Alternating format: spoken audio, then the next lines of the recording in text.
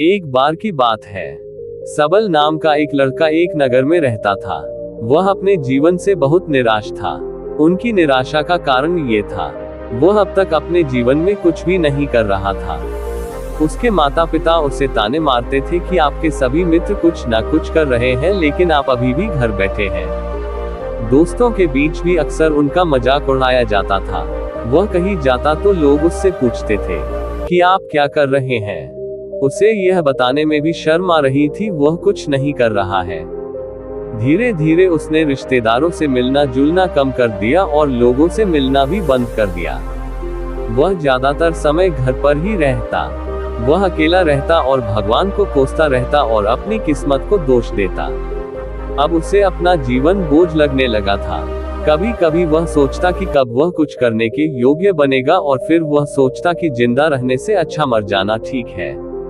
एक दिन वह अपने नगर की एक गली से गुजर रहा था, तभी उसने देखा कि एक गुरु दुख और परेशानियों पर उपदेश दे रहे हैं। वह भी उसी भीड़ में सबसे पीछे बैठ गया और गुरु के प्रवचन सुनने लगा। गुरु कह रहे थे कि दुख एक शिक्षक की तरह है जो हमें जीवन की सच्चाई दिखाता है और हमें जीने का सही तरीका सिखाता है। आप चाहे तो जिंदगी जीना भी सीख सकते हैं। आप चाहो तो कुछ भी हासिल कर सकते हो, और अगर चाहो तो एक कोने में बैठकर रो सकते हो। इन सभी बातों को सबल ध्यान से सुन रहा था, लेकिन उपदेश की यह बातें पसंद नहीं आई।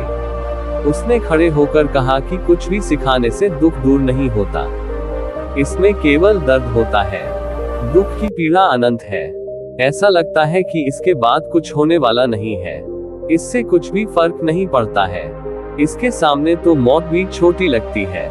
तब गुरु ने कहा, वत्स, तुम्हारा दुख क्या है? सबल ने उनके सामने अपनी सारी व्यथा सुनाई और गुरु से पूछा कि मेरे इन दुखों का कोई उपाय है तुम्हारे पास? गुरु मुस्कुराए और बोले, तुम उस दिन मेरे पास आना जब आपके जीवन में वास्तविक दुख आए। मैं आपकी समस्या का समाधान अवश्य करूंगा। ये कहकर गुरु वहां से चले गए। सबल ने सोचा, क्या ये मेरा दुख नहीं है तो क्या है? मैं जिस दर्द से गुजर रहा हूँ वह असली दुख नहीं है। क्या मेरा दुख कोई नहीं समझ सकता? जब माँ बाप नहीं समझते तो भला गुरु क्या समझेंगे उस दुखों से व्यथित होकर? सबल ने एक फैसला लिया कि अब वह कुछ करेगा। सबल ने एक छोटा व्यवसाय शुरू किया, पर उसे सफलता नहीं मिल रही थी, लेकिन उसके घर वाले खुश थे। वह कुछ कोशिश कर रहा है। वह अपने व्यवसाय में लगा रहा और धीरे धीरे उन्हें सफलता मिलने लगी। फिर उसने रफ्तार पकड़ी और केवल 3 साल के अंदर ही वह एक बड़ा बिजनेसमैन बन गया। अब सबल के आसपास ऐसे कई लोग थे जो उसकी परवाह करते थे, जो उससे प्यार करते थे। अब उनके परिवार के सदस्य भी उसकी तारीफ करते करते थकते नहीं थे। दिन ब दिन उसके मित्रों की संख्या बढ़ती जा रही थी। अब वह अपनी जिंदगी से बहुत खुश था। उनके कुछ दोस्तों ने उन्हें सलाह दी कि जब तुम एक बड़ा बिजनेसमैन बनकर बहुत खुश हो तो सोचिए आपको कितनी खुशी होगी। अगर आप इस शहर और इस राज्य के सबसे बड़े बिजनेसमैन बन जाते तो कितने लोग आपसे जुड़ना चाहेंगे, आपकी कितनी बड़ी ख्याति होगी, और स्वयं राजा भी आपसे दोस्ती करना चाहेंगे और जरूरत पड़ने पर आपसे पैसे भी उधार लेंगे। दोस्तों की ये बात सबल के मन में बैठ गई। अब वह और पैसे कमाने की कोशिश करने लगा, लेकिन उसे ये सब बहुत ही जल्दी चाहिए था। वह समय बर्बाद नहीं करना चाहता था। वह अधिकांश समय इन चीजों को प्राप्त करने में लगाने लगा। इसलिए वह ऐसे काम करने लगा जो सही नहीं थे। उसने पैसे उधार लेना शुरू कर दिया। उसके दोस्तों से पैसे की मात्रा और अधिक मुनाफा कमाने के लालच में वह अपने माल में मिलावट करने लगा। उसने अन्य व्यापारियों के खिलाफ भी साजिश रची और उन्हें डराया धमकाया। जैसा उसके दोस्त कहते थे वैसा ही करता था। वह इन तरीकों से ज्यादा पैसा कमा रहा था, पर अब उसके जीवन में पहले जैसा चैन नहीं था। उनके मन की शांति गायब हो गई थी और वह रात को सो नहीं पाता था। वह विचारों में रहता था। वो सब कुछ पाकर भी उसे किसी चीज में सुख नहीं मिल रहा था। एक दिन सबल अपनी गाड़ी से कहीं जा रहा था, तभी रास्ते में उसे गुरु का आश्रम दिखाई दिया। वह रुका और गुरु के पास जाकर बोला, गुरुजी, आपने मुझे कहा था जब कभी जीवन में सच्चा दुख आए तो चले आना। अब मैं बहुत दुखी हूँ। मेरी नींद हराम हो गई है। मुझे कहीं भी शांति नहीं मिल रही है। इस प्रकार सबल ने अपनी सारी समस्याएं गुरु को बताई। गुरु ने कहा, जब तुम पहली बार मुझसे मिलने आए थे तब भी तुम किसी दुख में थे, आपने उस दर्द से क्या सीखा? सबल ने कहा, सिर्फ सोचने और चिंता करने से कुछ नहीं होता। अपनी दृष्टि को सच करने के लिए मेहनत भी जरूरी है और सिर्फ मेहनत करने से कुछ नहीं होता, परिणाम भी मिलना चाहिए। जब आपको लगे कि आपका लक्ष्य हासिल नहीं होने वाला है तब राह हमें चाहे कितनी भी मुश्किलें आ जाए, मन कितना भी निराश क्यों ना हो, अब कुछ नहीं होने वाला है, तब खुद आत्मविश्वास करें, मैं जो भी कर रहा हूँ उसमें अवश्य सफल होगा। लोग केवल सफल लोगों का सम्मान करते हैं, कोई कितना भी अच्छा क्यों ना हो वो हमेशा लोगों की नजरों में बोझ बने रहते हैं। ये सब सुनकर गुरु मुस्कुराए और बोले, ये वास्तविक दुख नहीं है, अपने जीवन में वास्तविक दुख आए तब मेरे पास आना, मैं उसे ठीक कर दूंगा। सबल ने जाते समय गुरु को सोने के सिक्कों से भरा घड़ा भेंट किया। घड़े को देखकर गुरु ने कहा कि यह मेरे किसी काम का नहीं है, उस पेड़ के नीचे गड्ढा खोदकर गाड़ दो। सबल ने घड़े को पेड़ के नीचे दबा दिया। जैसा कि गुरु ने बताया उसने वैसा ही किया और वहां से चला गया। कुछ दिनों से कारोबार ठीक चल रहा था, लेकिन व्यापार के गलत तरीके के कारण धीरे धीरे उसे व्यापार में घाटा होने लगा। उसकी सारी दौलत धीरे धीरे खत्म होने लगी और एक दिन ऐसा भी आया जब उसके पास कुछ भी नहीं बचा और उस पर कर्ज का बोझ चढ़ गया था। परंतु वह निश्चित था क्योंकि उसने अपना सारा कर्ज अपने दोस्तों से लिया था। उसने सोचा था कि उसके दोस्त बुरे वक्त में उनके साथ खड़े रहेंगे, लेकिन ऐसा कुछ नहीं हुआ। जैसे ही बुरा वक्त आया दोस्त पहले उससे कर्ज मांगने लगे। अगर उसने कर्ज नहीं लौटाया तो उन्होंने उसे जान से मारने की धमकी भी दी। उनके सभी शुभचिंतक और प्रियजन उससे दूर हो गए। उसके दोस्त जो उसके साथ मस्ती किया करते थे अब उससे दूर भाग रहे थे। उसका परिवार उसकी गलतियां और कमियां गिनने लगा। उसकी सारी संपत्ति नीलाम हो गई और उसके पास कुछ भी ना बचा। जब उसने अपने पिता से मदद मांगी तो पिता ने कहा कि मेरे पास थोड़ी सी संपत्ति है, अगर मैं तुम्हें दे दूंगा तो मैं तुम्हारी माँ को क्या कहूँगा। ये संपत्ति हमारा अंतिम सहारा है। सबल के मन में गहरा दुख छा गया। उसके आसपास कोई नहीं था उनके दुख को समझ सके। लोगों के इस विश्वासघात के कारण वह अंदर से टूट चुका था। वह सोचने लगा कि अब जीने का कोई मतलब नहीं है, अब मौत ही मेरा सहारा है। वह आत्महत्या करने के लिए पहाड़ी पर जा रहा था। तब उसे याद आया कि उस गुरु ने उससे कहा था, तब मेरे पास आना जब तुम्हारे जीवन में वास्तविक दुख हो। सबल गुरु के पास गया और अपनी सारी व्यथा सुनाई। आंखों में आंसू ली। उसने कहा, हे गुरुदेव मेरे दुख का निवारण कीजिए। तब गुरु ने कहा कि जब जीवन में असली दुख आए तब मेरे पास आना, मैं इसे जरूर ठीक करूंगा। सबल ने कहा कि ये क्या है, मेरी जिंदगी में दुख नहीं है तो आखिर असली दुख क्या है। गुरु ने सबल से कहा कि पहले आप मुझे बताओ कि आपने अपने दुख से क्या सीखा।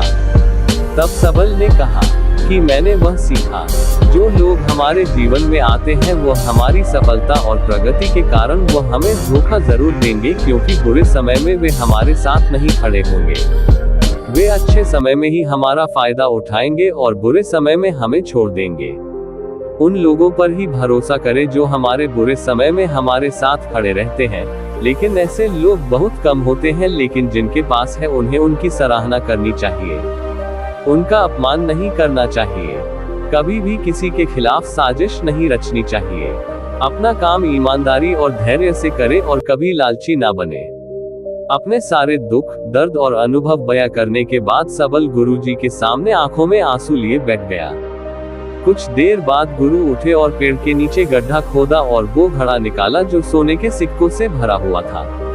उसने सबल को देकर कहा, मेरे पास तब आना जब तुम्हारे जीवन में वास्तविक दुख हो। सबल ने अपने गुरु को धन्यवाद दिया और उसे प्रणाम करके चला गया। उस पैसों से उसने एक छोटा सा व्यवसाय शुरू किया। अब वह छोटा व्यापारी बनकर भी खुश था। उसने पूरी लगन और ईमानदारी से कारोबार किया और जल्द ही वह अपने शहर का एक बड़ा व्यापारी बन गया। उसका जीवन सुख सुविधाओं से भरा हुआ था। लेकिन कोई कितना भी अच्छा क्यों ना हो, लेकिन जीवन में दुख आता है तो सबल के जीवन में भी दुख आया। अपने माता पिता की मृत्यु हो गई। वे दोनों एक ही दिन मर गए। सबल अपने माता पिता से बहुत प्यार करता था, इसीलिए उनके निधन से उन्हें गहरा सदमा लगा। अंतिम संस्कार किया गया। उसने अपने माता पिता का शव जलते हुए देखा तो उसका मन बेचैन हो उठा। उसके मन में कई सवाल उठने लगे। वह घर वापस आ गया। उसने अपने माता पिता के घर और संपत्ति को देखा, जिसके लिए उनके पिता हमेशा लड़ते रहे। आज वह खाली पड़ा है। जिन्होंने इसकी देखभाल की, इसके लिए लड़ने वाले इस दुनिया से चले गए। उसके पिता ने जो कुछ कमाया, वह सब यही रह गया। एक दिन पहले तक उसके पिता मारपीट करते थे किसी के साथ उसकी संपत्ति के लिए। आज वो खुद इस दुनिया से चले गए। उसका मन ऐसे अनेक विचारों में भटक रहा था। वह अंदर से अकेला और डरा हुआ महसूस कर रहा था। वह खाली महसूस कर रहा था। उसे लगा कि कुछ तो है, परंतु वह समझ नहीं सका। के पास गया। उसे देखकर गुरु ने कहा, क्या जीवन में कोई दुख है? सबल ने कहा, वैसे तो जीवन में कोई दुख नहीं है, सब कुछ अच्छा चल रहा है, लेकिन आज मेरे माता पिता का देहांत हो गया है। मैं इस घटना से बेहद दुखी और परेशान हूँ। गुरु ने कहा, इसमें दुखी होने की क्या बात है? एक दिन सबको मरना है, मुझे भी मरना है, तुझे भी मरना है। शायद तुम कल ही मर जाओ या आज भी मर सकते हो। संबल ने कहा, क्या कह रहे हो गुरुजी? मैं भी मर जाऊंगा, लेकिन मैं अभी जवान हूँ। गुरु ने कहा कि सभी जी रहे हैं इसी भ्रम में कि मृत्यु केवल बूढ़ों को आती है, लेकिन ऐसा नहीं है। जवान भी मर जाते हैं, बच्चे मर जाते हैं। मौत का उम्र से कोई लेना देना नहीं है। ये सभी को प्रभावित करता है। गुरु की ये बातें सबल के मन में बैठ गई और वह चुपचाप चला गया। लेकिन उसका मन अभी भी बेचैन था। वह खाली महसूस कर रहा था। वह सारा दिन अपने बारे में ही सोचता रहता। वह कौन है? वह इस दुनिया में क्यों आया है? इस जीवन का लक्ष्य क्या है? ऐसे कई सवाल उसके दिमाग में लगातार उठ रहे थे, लेकिन उन्हें अपने किसी भी सवाल का जवाब नहीं मिल रहा था। और उसका दुख दिन ब दिन बढ़ता ही जा रहा था। इसलिए कुछ दिन बाद वह फिर से गुरु के पास पहुंचा और बोला, हे स्वामी, मैं बहुत दुखी हूँ, क्योंकि मैं ये नहीं जान पा रहा हूँ कि मैं कौन हूँ और मैं इस दुनिया में क्यों आया हूँ। ये सुनकर गुरु मुस्कुराए और बोले, आज आपके जीवन में पहली बार सच्चा दुख उत्पन्न हुआ है। ये वास्तव में दुख कहलाने लायक है।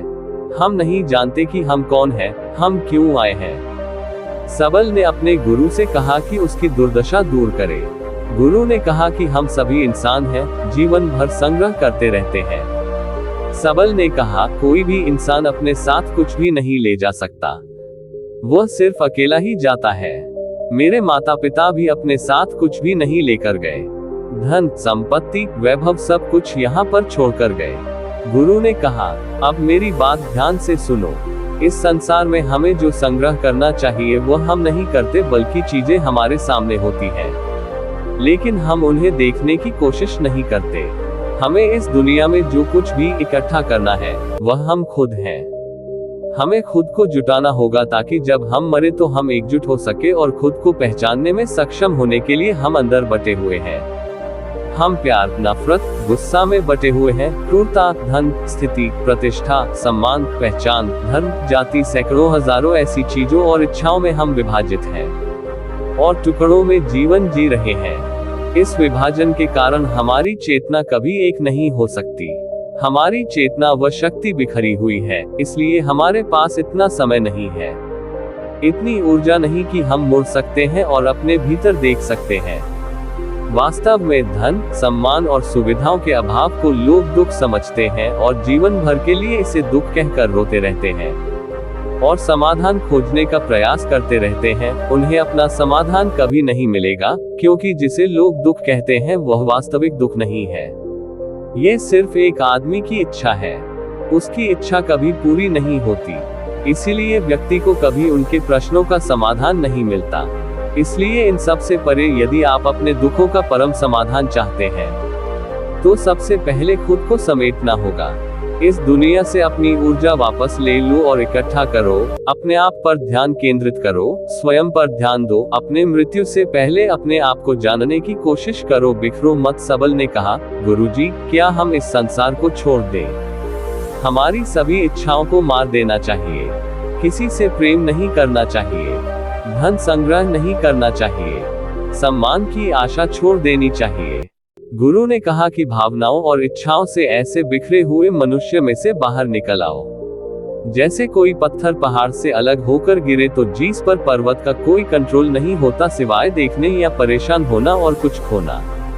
ठीक वैसे ही बिखरे हुए मनुष्य की इच्छाएं बेकाबू और दर्दनाक है। उसका अनियंत्रित मन इच्छा करता रहता है और कल्पना करता रहता है और ये दुख देता है। लेकिन जब एक व्यक्ति अपने मन को एकत्र करता है तो वह जो कुछ भी करता है वह उसके नियंत्रण में होता है। फिर उसकी इच्छा से इच्छाएं भी उत्पन्न होती है। फिर सबल ने कहा कि आपने मेरे असली दुख का समाधान कर दिया। आपका बहुत बहुत धन्यवाद। आपसे मैं खुद को समेटने और खुद को तलाशने की कोशिश करूंगा। गुरु ने कहा कि मानव शरीर में बहुत ऊर्जा और शक्ति है, लेकिन ये फालतू के कामों में बंटा हुआ है, बेकार की बातों में लगा हुआ है। यह एक बहुत ही शक्तिशाली मशीन की तरह है और वह बिना सोचे समझे अपनी शक्ति बर्बाद कर रहा है और बिना किसी नियंत्रण के। इसलिए इस शक्ति पर ध्यान दे, अपनी चेतना और इसे इकट्ठा करे। सबल को अपने प्रश्नों का उत्तर मिल गया। उसने अपने गुरु का धन्यवाद किया और चुपचाप चला गया।